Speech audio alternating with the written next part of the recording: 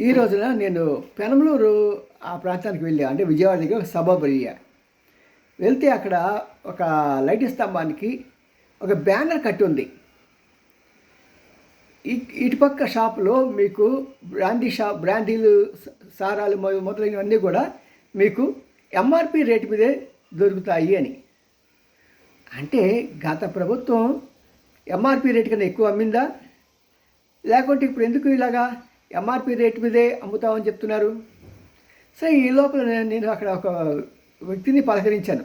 Local లాగా కనిపిస్తే, ఏంటే బాబు ఇక్కడ ఈ లిక్కర్లన్నీ కూడా ఎంఆర్పి రేట్నే అమ్ముతారని చెప్పి బోర్డు పెట్టారు ఏంటంటే, సార్ మీకు తెలియదు ఏమో సార్, అసలు ఏంటి ఈ ప్రభుత్వం ఎంఆర్పి అమ్మటం ఏంటి?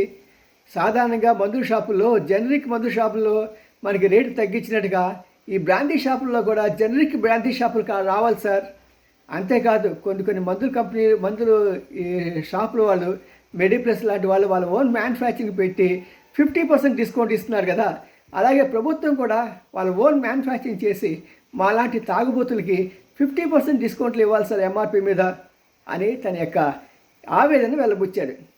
సమంజసమే. సార్ ఏమంటారు మీరు అన్నాడు. ఏమంటాయా బాబు, మీరే కదా రాష్ట్రాన్ని పోషించేది.